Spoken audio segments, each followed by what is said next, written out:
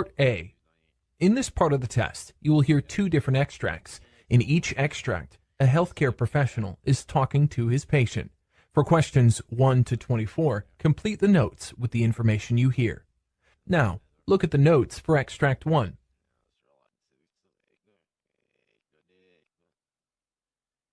Extract 1. Questions 1 to 12.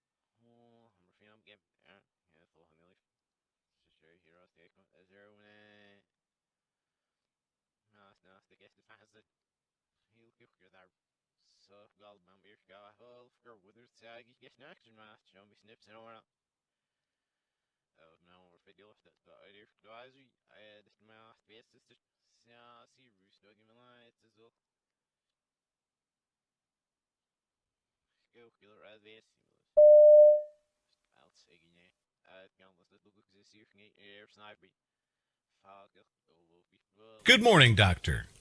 Good morning. Please be seated.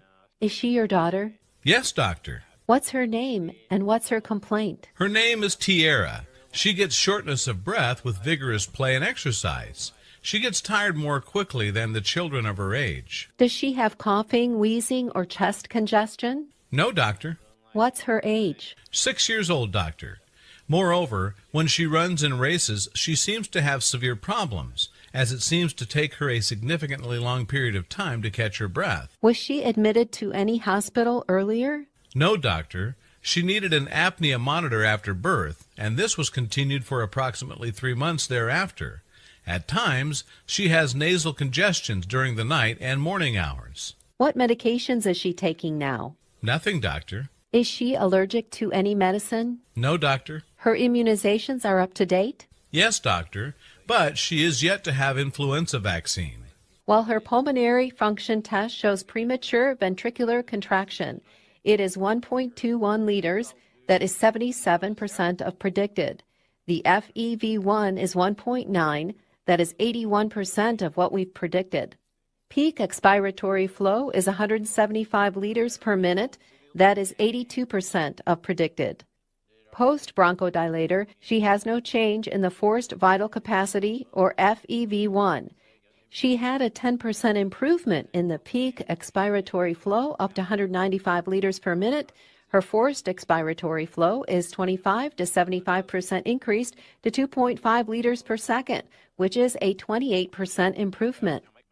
Her borderline normal lung volumes as measured by the forced vital capacity and FEV1, and her flows are in the normal range, although there is some improvement seen post-bronchodilator. This would indicate that she has some airway reactivity.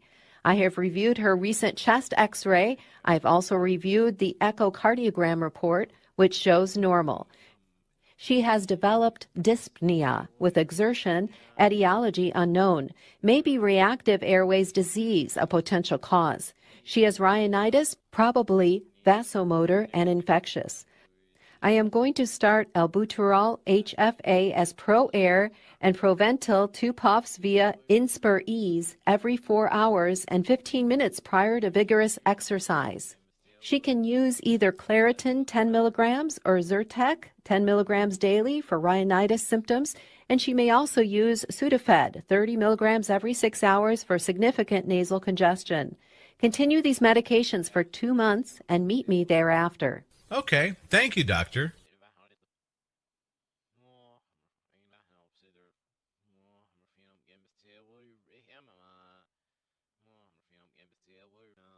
Extract 2. Questions 13 to 24.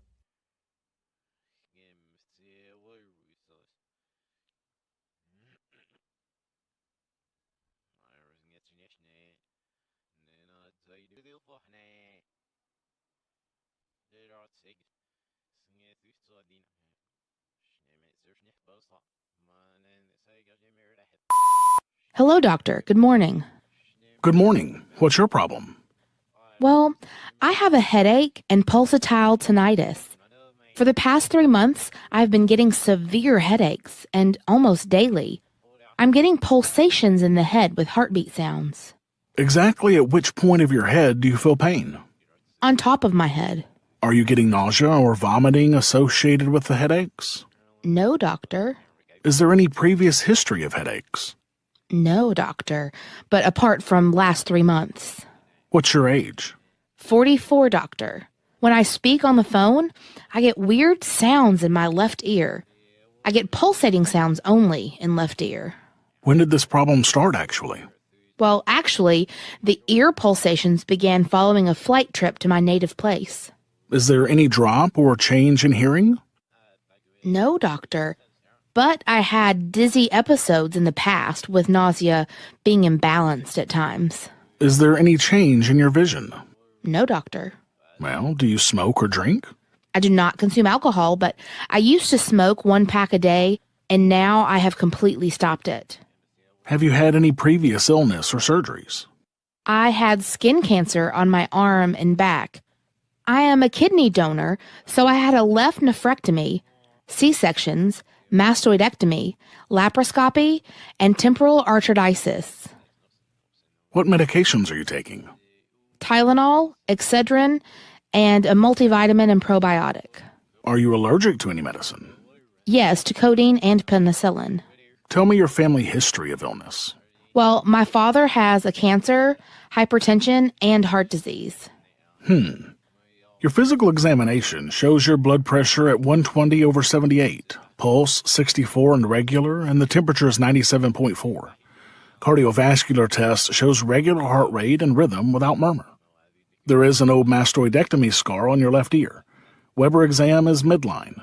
Grossly hearing is intact. You have pulsatile tinnitus. Left ear with eustachian tube disorder as the etiology. There's also a possibility of normal pressure hydrocephalus, deviated naval septum, dizziness, probably due to possible Meniere disease. I would recommend you to start a 2-gram less sodium diet. I am ordering a carotid ultrasound study as part of the workup and evaluation.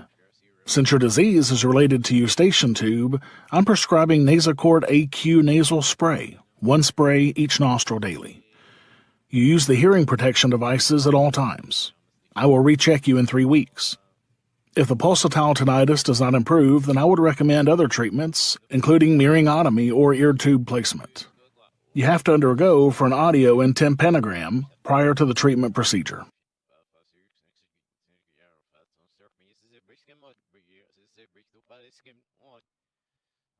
Part B. In this part of the test, you'll hear 6 different extracts. In each extract, you'll hear people talking in a different healthcare setting. For questions 25 to 30, choose the answer A, B, or C, which fits best according to what you hear. You'll have time to read each question before you listen. Complete your answers as you listen. Now look at question 25. You hear an optometrist talking to a patient who's trying contact lenses for the first time. Now read the question.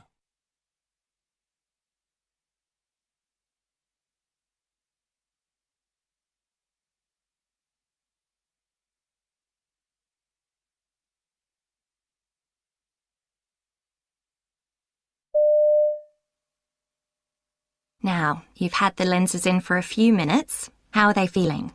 Not bad. I thought I'd feel them actually touching my eyes, that they'd be sore or prickly, but I can't feel much at all. My eyes do feel a bit watery, though. It's okay. You've just used too much solution. Now, in a few minutes, I'll get you to try taking them out and inserting them again by yourself. I had no trouble taking them out earlier, but I'm not confident about putting them in. I worry I'll press too hard. That's unlikely to happen. Things look rather distorted, though. I mean, I can't make out the letters on that chart. Any of them? Those lower down. Let's give things another minute to settle down.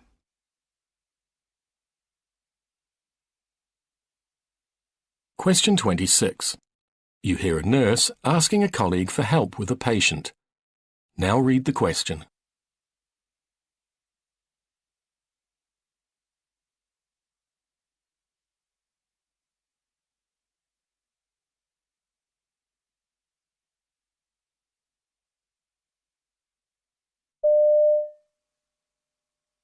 Kathy, could you help me with the patient in bed 103? The woman who had surgery 2 days ago. Oh, yes, she's due for discharge today, isn't she? Does her pain relief need topping up again? I thought she wasn't very comfortable this morning. Oh, she's on a reasonably low dose, but she's coping. She needs her chest drains removing, though, and she's got herself into a bit of a state. Ah, well, that's a two-person job anyway, so I'll come with you. Has the consultant seen her? I know there was some concern yesterday about her condition and the level of the fluids draining into the bags. Oh, he's cleared her for removal of them today, but I think some reassurance might be needed first. Right. I might just check her analgesia and give her more before we go ahead. Okay.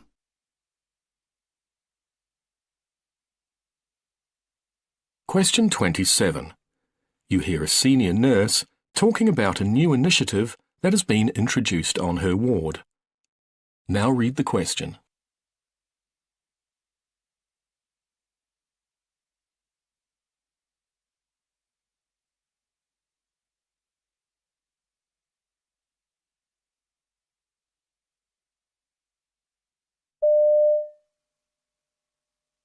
One of our key priorities is improving communications between staff, patients and patients' families.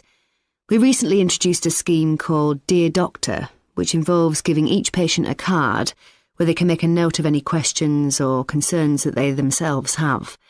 They can also talk to their families during visiting time, or even on the phone, and see if there's anything else they'd like to add.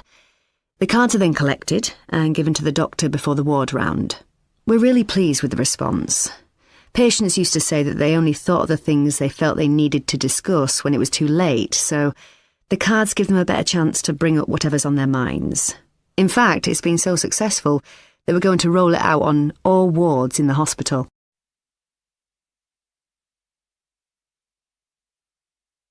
Question 28. You hear two radiologists talking about the type of scan to be given to a patient. Now read the question.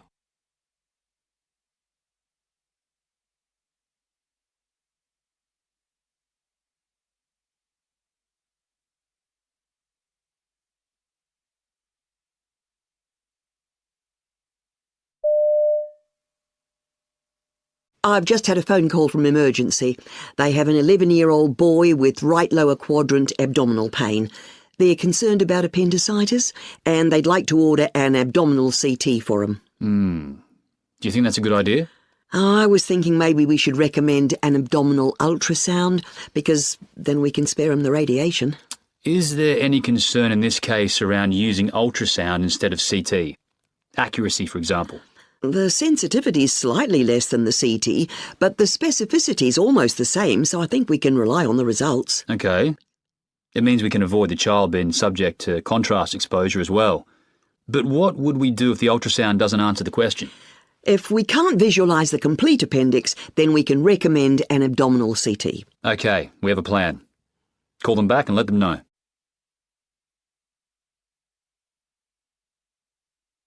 Question 29. You hear part of a surgical team's briefing. Now read the question.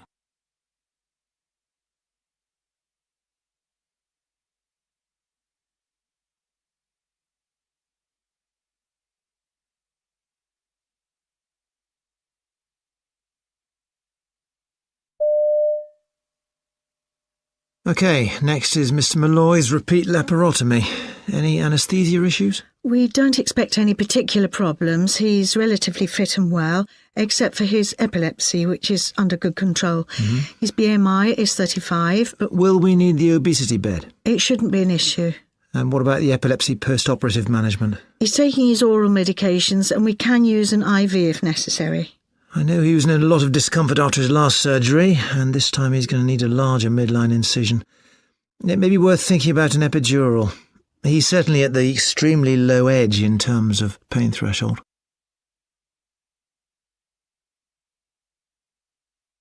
Question 30. You hear a senior research associate talking about a proposal to introduce interprofessional primary healthcare teams. Now read the question.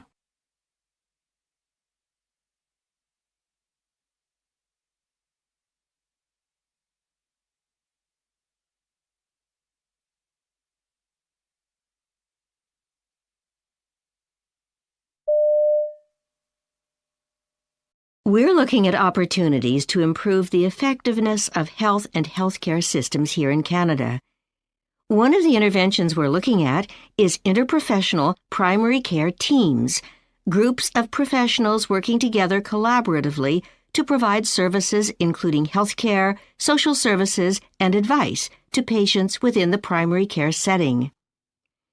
There's evidence that teams like these can improve chronic disease outcomes, including diabetes, hypertension, and heart disease, as well as mental health problems.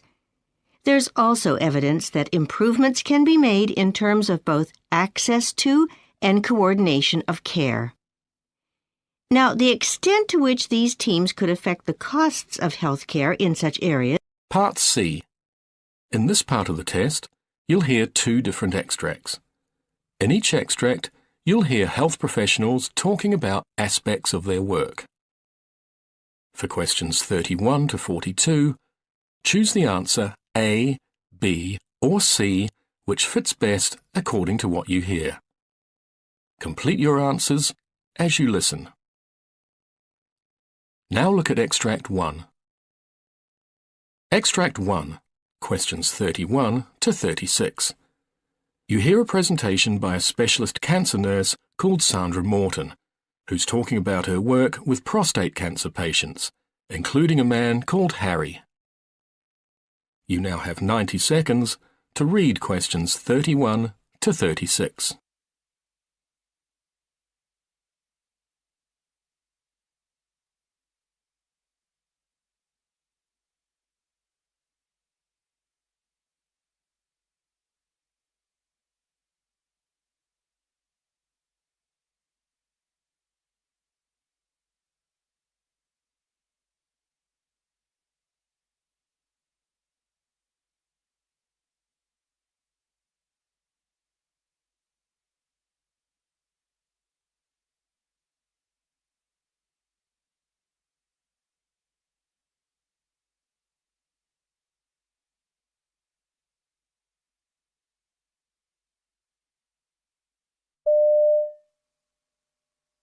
My name's Sandra Morton and I'm a specialist cancer nurse, helping cancer patients deal with their diagnosis and treatment. I'd like to tell you about the type of work I do, and particularly about one of my patients, recently diagnosed with prostate cancer. Let's call him Harry, to illustrate the sort of things I get involved with. Now, before we get on to Harry, I'll give you a bit of background. Clearly, my job covers many aspects of patient care, but what's the priority? Firstly, prostate cancer is in fact the most common cancer in men in the UK, with over 40,000 new cases diagnosed every year. That's a staggering number. One problem is that this type of cancer actually develops very slowly, so there may be absolutely no sign that you have it for years. So, if we're going to reduce the number of cases, it's vital that people like me get the word out to as many men as possible, that we tell them how to spot the signs of prostate cancer, like an increased need to urinate or straining while urinating. Unfortunately, the cancer can be at an advanced stage by the time patients come in for tests, at which point the available treatments are far less effective. So, let me tell you a bit more about my patient Harry. Like many middle-aged men, Harry was offered a routine health check at his local doctor's surgery. As far as he was concerned, he had no particular health problems or obvious symptoms at the time, and so he almost ignored the invitation. But he'd promised his family he'd look after himself. His wife had died of ovarian cancer some years before, so he felt obliged to go. It was during his appointment that, based on a few symptoms he mentioned, Harry's doctor decided that he'd need further investigation for prostate cancer, and referred him to a specialist clinic at the hospital. Harry's trip to the clinic started with a routine blood test, which initially showed a slightly low hemoglobin level. A further test then revealed that his PSA, the prostate-specific antigen, was high at 20. He then saw a urology consultant who conducted a digital rectal examination and biopsy. A procedure that I always try to explain to patients may be uncomfortable, but is entirely necessary. In fact, though, Harry said the 3-week interval between having a biopsy taken and hearing the outcome was far more of an ordeal. Harry told me that when he went to see the consultant to get his results, he immediately sensed he was in trouble. Although the consultant was very considerate in delivering the news, unfortunately the indications were that Harry did indeed have prostate cancer. He was assured that the cancer was low-grade and not aggressive. Harry had suspected the worst, and though he'd tried to prepare himself for it by doing some online research, finally hearing that confirmation was still a shock. In fact, the very mention of the word sent Harry into panic, which was very unlike him. So at the time I first met him, he was very vulnerable and grateful to have someone to talk to. Of course, the response to the illness amongst prostate cancer patients like Harry can vary enormously. I've dealt with some men, for example, who haven't really realised the importance of keeping up their medication because they've felt relatively well, especially if they've been experiencing unwanted side effects. Unfortunately, though, any break gives the disease the perfect opportunity to spread into the bones, making it much more difficult to treat and a successful outcome less likely. And some treatments do cause some unfortunate effects, such as erectile dysfunction, which some men really feel uncomfortable discussing, because it's a sensitive issue. Other patients have mentioned that even though they've been given a lot of help, it's still difficult to weigh up the pros and cons of the various treatment options they're offered, from ultrasound or radiotherapy right through to radical prostatectomy. So responses like these need to be taken into account by specialist nurses when talking to patients. For me, these factors really underline the importance of the community follow-up clinics we have in my area, which address many of these issues in the provision of healthcare for cancer patients.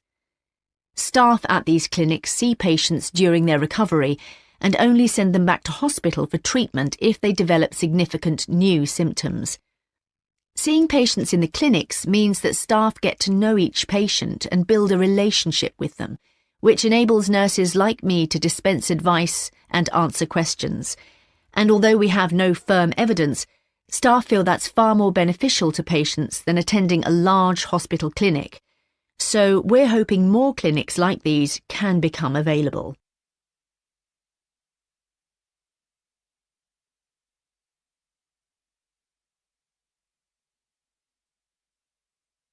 Now look at Extract 2. Extract 2, questions 37 to 42. You hear a neurologist called Dr. Frank Madison giving a presentation about the overuse of painkillers. You now have 90 seconds to read questions 37 to 42.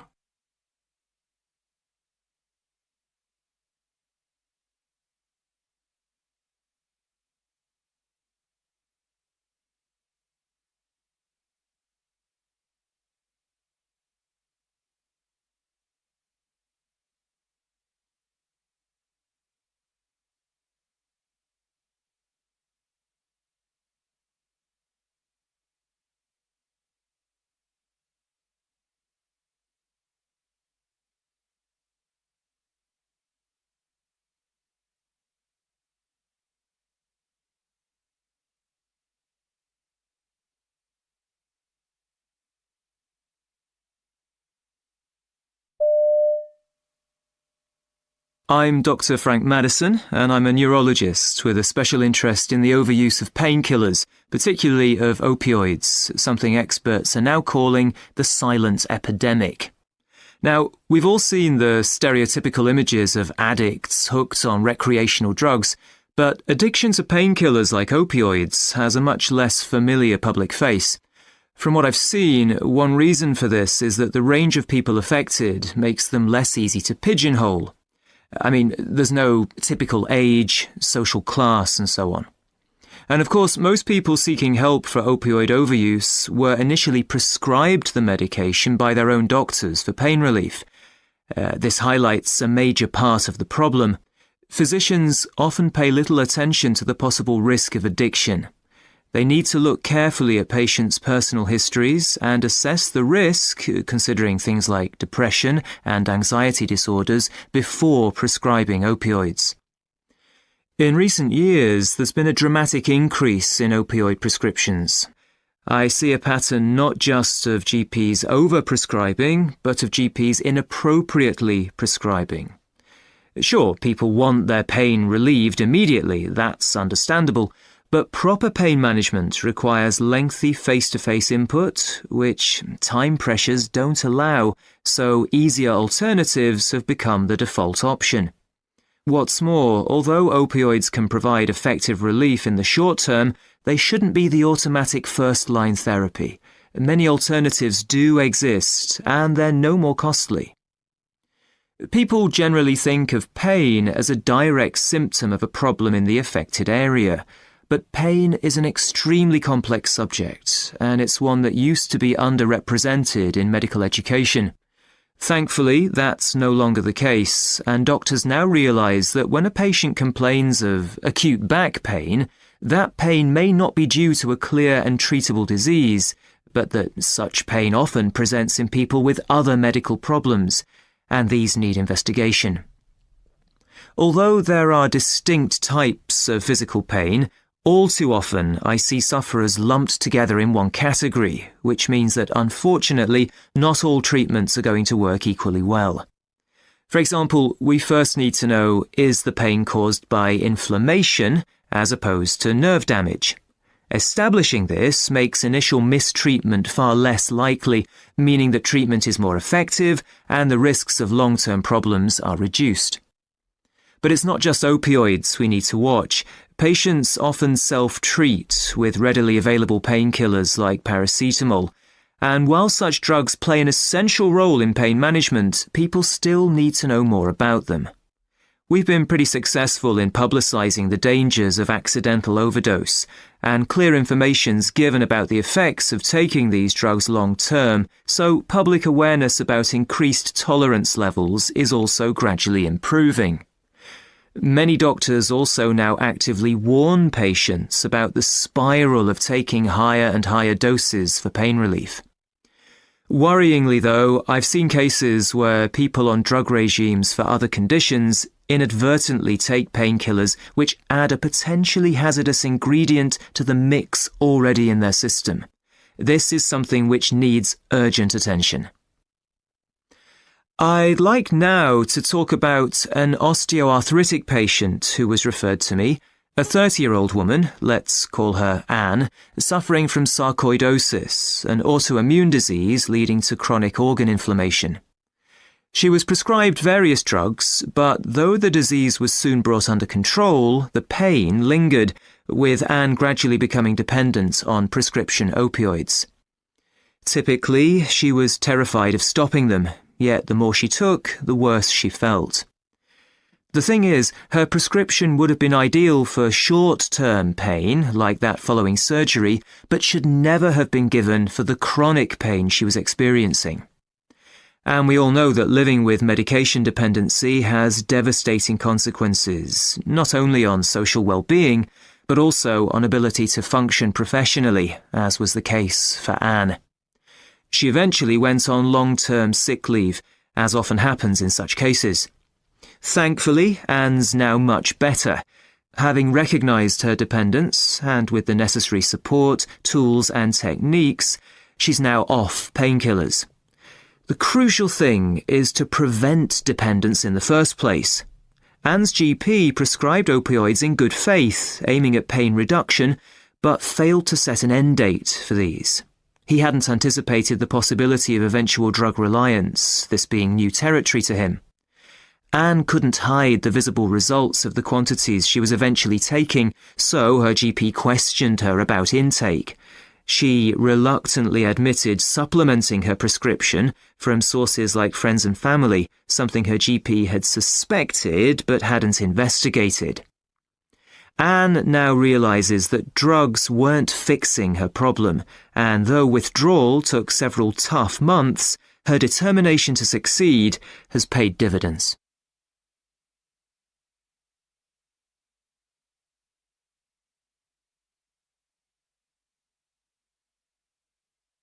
That is the end of Part C. You now have 2 minutes to check your answers.